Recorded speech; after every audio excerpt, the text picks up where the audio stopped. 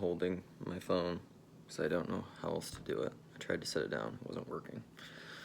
I wanted to make a little video about this fundamentalist podcast, YouTube show that I follow on and off with Elliot Morgan and Peter Rollins.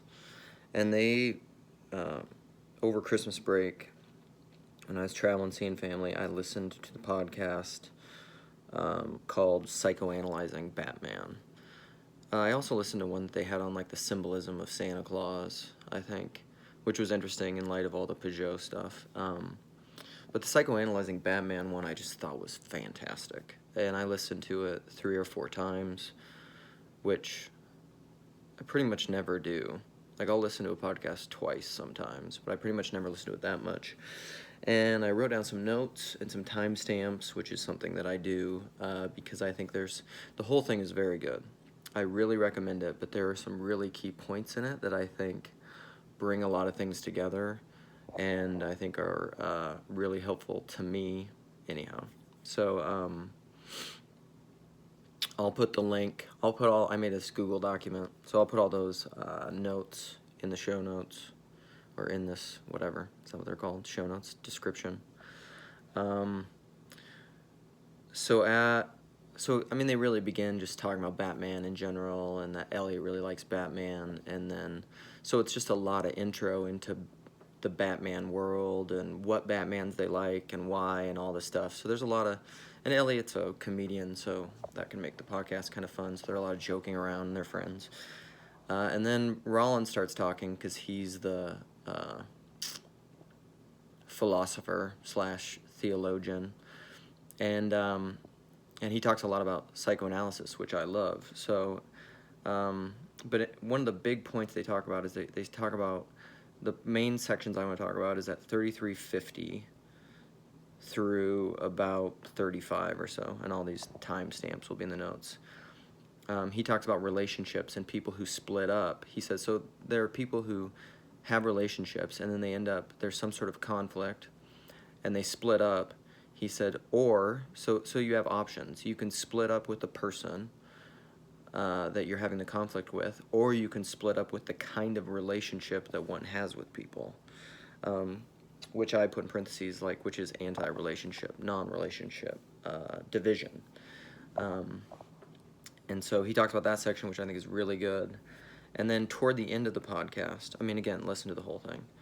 And I'm going to just give you kind of the notes and then riff on some of this. So at 50-55, Elliot reads this listener question about evolution and antagonism. And then Peter Rollins goes off just listing a bunch of stuff. There's an article he talked about on and off in here. I can't think of the name of the article, but it's by Claude Levi-strauss, which Rollins says is really, really good. Like he said, people should read it and buy it, and so I probably need to go back and find what exactly that article is, and then maybe put that in the notes and read it myself, I guess.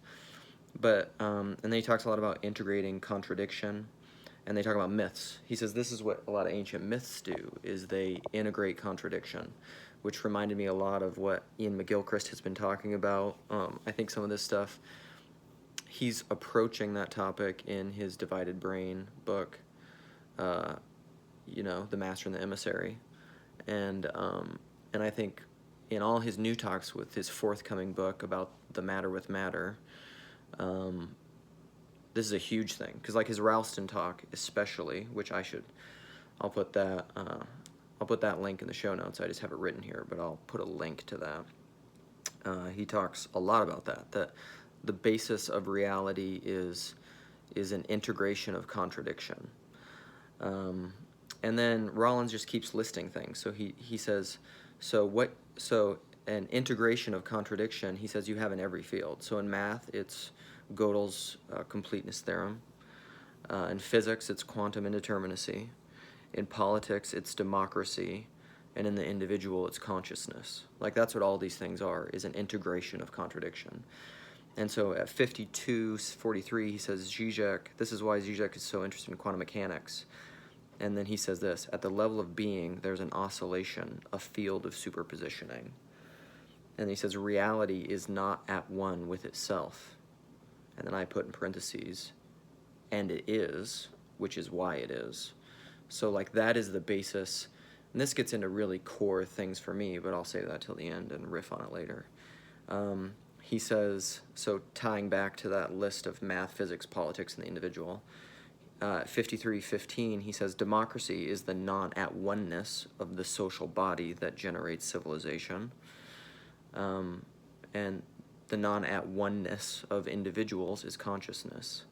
And then at the very end, I just kind of put a summary of things with this. So, and maybe I'll just leave it at this, because I can riff longer, and that'll just keep it succinct, because I do want to I want to play some of these clips and then have a conversation with some people about that. So if anybody's game, sweet. I could either go to some of my usual suspects, or if like, I believe your name, Katerina, I know you're really into Peter Rollins. I think that's your name, or how to say it, anyhow, if you listen. So I said this at the end.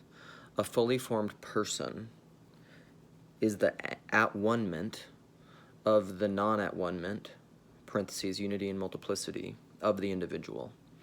This is the end of the divided man, and the beginning of new creation, and the reconciliation of all things. And that's Jesus Christ, the first fruits of new creation. So that is Jesus Christ, to riff on John Baer, the first fully formed human being, and it is finished of creation, of the creation of man. Because somebody was just saying this the other day, talking about this.